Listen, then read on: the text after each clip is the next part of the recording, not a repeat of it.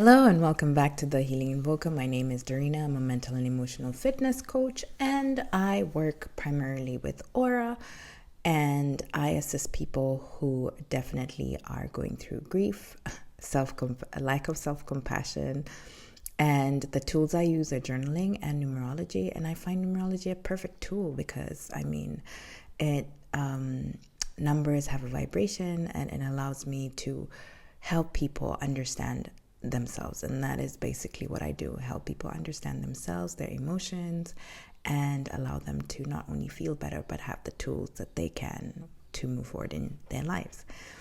So I'm back, and I wanted to talk about, it's easy to talk about the future, but sometimes it's hard to talk about the future if you're not recognizing your past.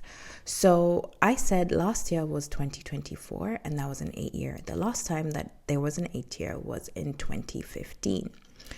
And 2015 personally was one of the best years of my life and the worst years of my life at the same time. What I can tell you is, when I look back at 2015 and I look back at 2024, both had hard moments, but the magnitude of the hardness was different. This is why I tell people to journal and take stock of their past, because you will not really understand how much you've fully grown if you do not keep a record of the past. And sometimes you may have people who you've told certain situations and they'll be like, oh yeah, so you're still going through this thing, or I remember that part was horrible and terrible, but then looks like you found a solution, so I'm happy for you. And sometimes you don't realize how bad things are until you're out of it, because you're going through it. So what I would like to tell you is the 8 things that I learned from both years, 2015 and 2024, and just putting them together. So I'll start with the 8th thing. The 8th thing that I learned when I compared 2015 and 2024 is, it doesn't matter how dark your days are, remember to live. The reason why I say this is, in 2015, I was going through a lot. My parent was terminally ill, and it was the year that I took my former blog. If you didn't know, for those people who know me from my past, I was a blogger.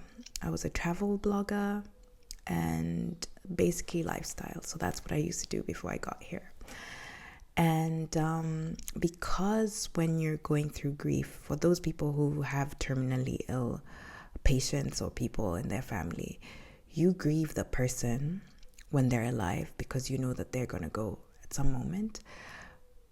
And at the same time, when they're gone, you grieve them as well. So it's like you're going through this grief. And because you're going through this grief, you're going through this turmoil, sometimes you forget that life goes on. Because whether you're going through grief, whether you're going through sadness, whether you're going through a tumultuous time, the sun will still come out and shine even on your darkest day. Even when you're going through your joy, it will still rain. So there has to be those ebbs and flows of life. So when I say remember to live, I mean, don't allow your circumstances to deny you life. Don't allow your circumstances to deny you the hope that things will change. And the time when I remember that I realized that I wasn't living was when a friend invited me to their office party, and the office party was at this place, and there was music, people got up, it was a lounge, people got up and people were dancing and they were having a good time. And I remember looking at everyone, joyous, happy, dancing, and thinking to myself, all these people are going through something. But then I realized that I had not been living because I didn't remember what joy was. So That is one thing that I would say is still rings true with last year, is that regardless of how heavy things are, there's always hope. So allow yourself to live. The seventh thing that I would say when I compare it with last year, 2024, is that you may meet people in your life and have a fabulous connection, but it doesn't mean that you have to be together. Maybe that person is calling something in your soul to see where you're not maybe doing something right, or where you're selling yourself short. Because sometimes people come into your life to allow you, or to light you up, light that fire in your belly for change. Because maybe the way you're living is not congruent to who you are. Maybe you're living someone else's life. So, and with that said, this could be maybe someone coming into your life and saying, hey, I see this and I see that. And maybe you don't see it in yourself. You don't understand it. And then later people actually come up to you and tell you, hey, you were the catalyst for a lot of things and you didn't even realize. Or, so in this life, we're all connected in one way or another. And sometimes it's good to allow people to come in and leave your life and not hold on to that you must be together, because everyone here is on borrowed time.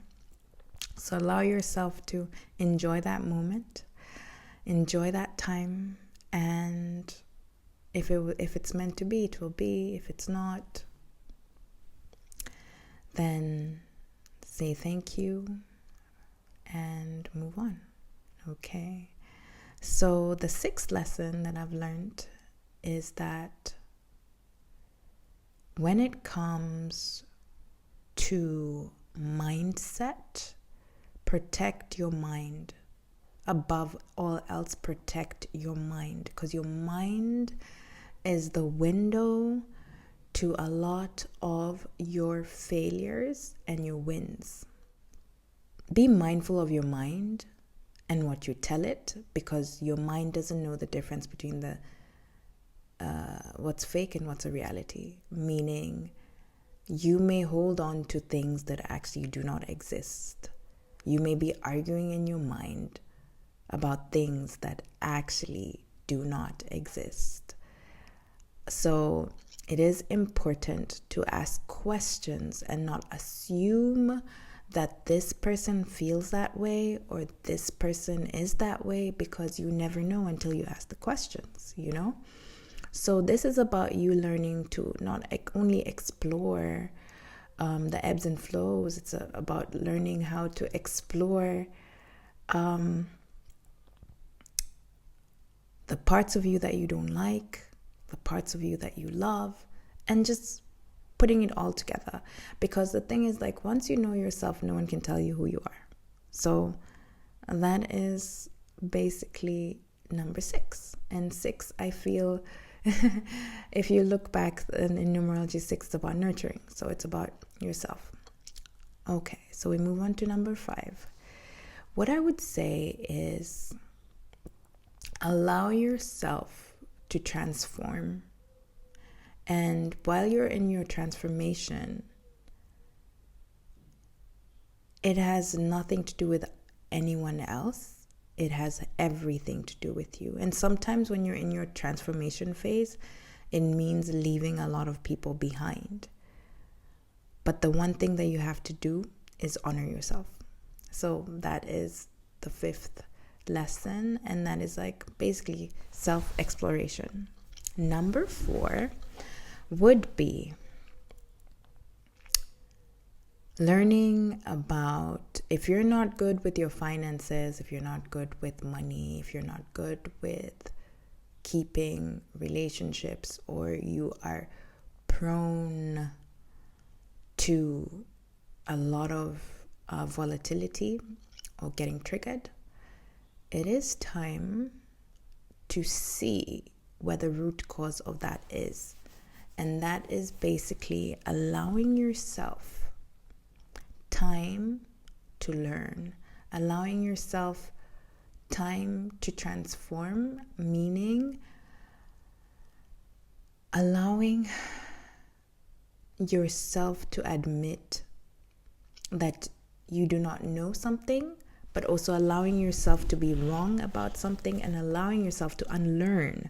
So I would say unlearning is the best thing that you could do for yourself. And that's the lesson that I learned during when I was studying. And because, a lot of people say, oh yeah, this is who I am, this is how I, but then the thing is, like, some certain behaviors can be unlearned, and it's perfectly okay to take a step back and go on that journey on your own. Perfectly okay. So 3.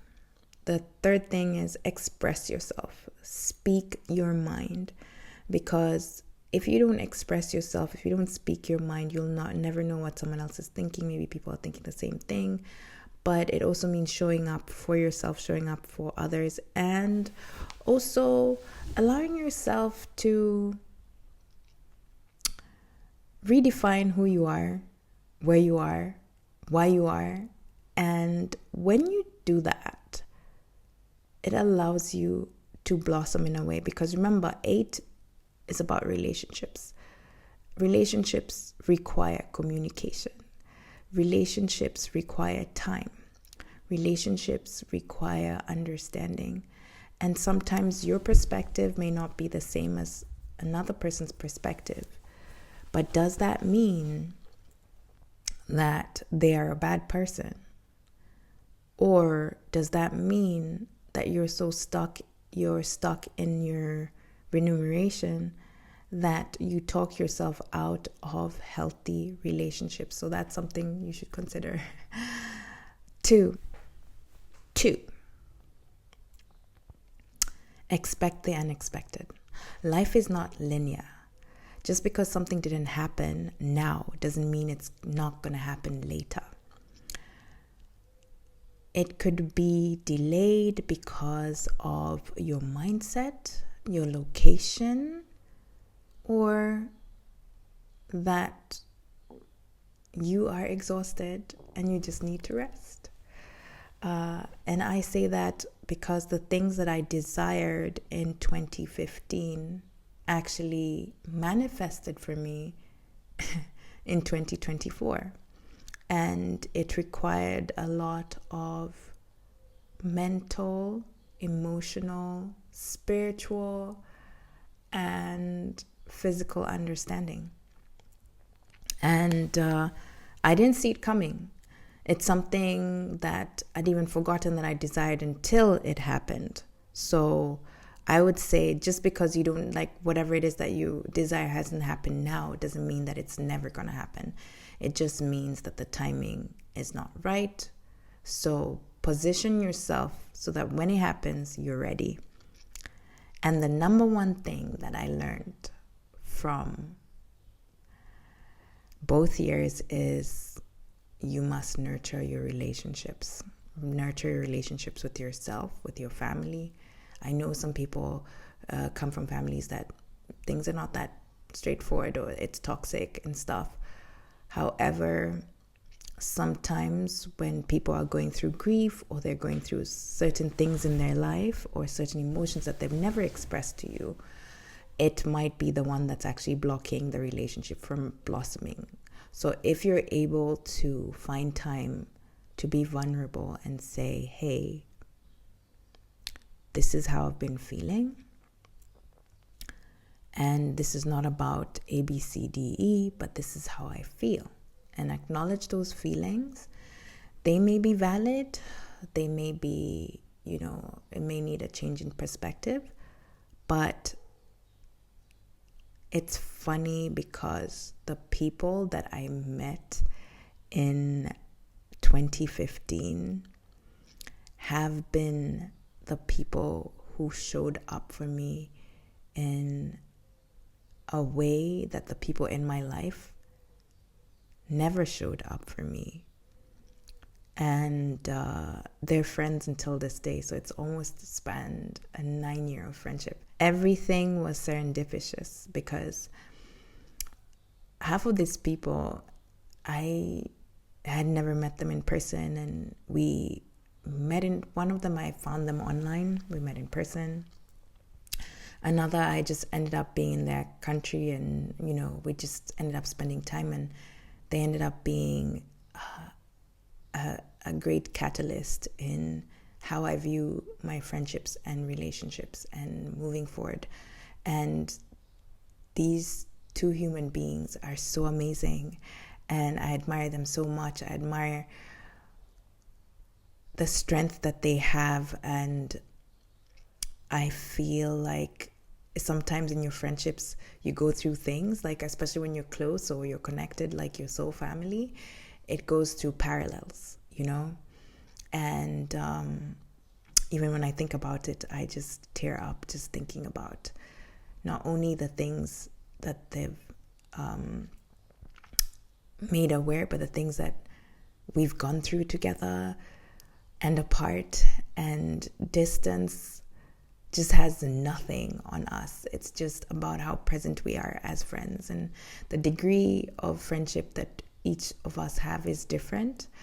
We all know each other in a different capacity, but the thing that really does it for me is just the sisterhood and the support. And it's small, it's big, huge gestures, small gestures, but you just know it's love. And I wish that type of friendship for everyone. And when they say that it's hard to make friends when you're older, and that's not true.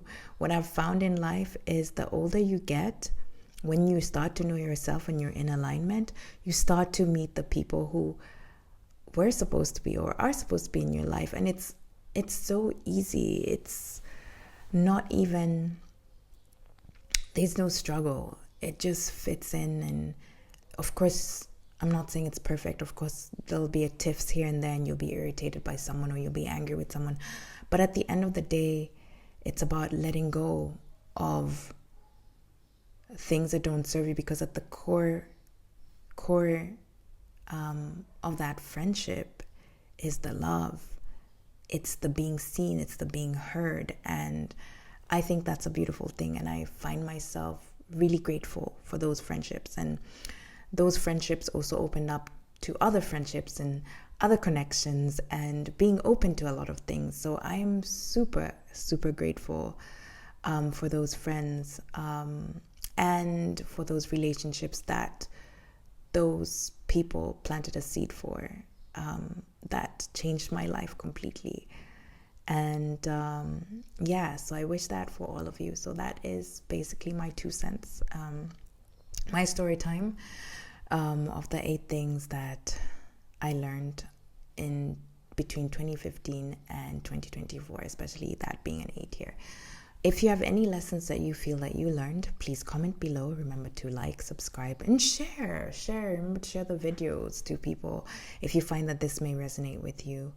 And if you've struggled with relationships, or if you've struggled with communication, or there's some clarity you need, that is why I'm here. So check out the Aura app. You get a 30-day pass, and you're able to actually join my lives on Sundays and Wednesdays. I'm trying to journal with you and teach you how to journal. So if you want to do that, check that out, and looking forward to seeing you.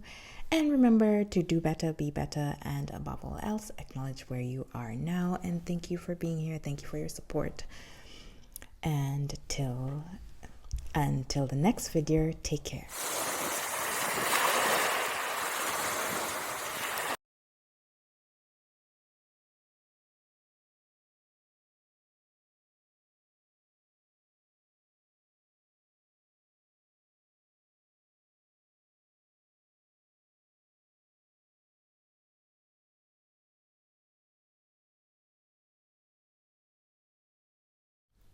When I compare the 2 years, I would say master your emotions. No, what could 2 be? Help, we can do this.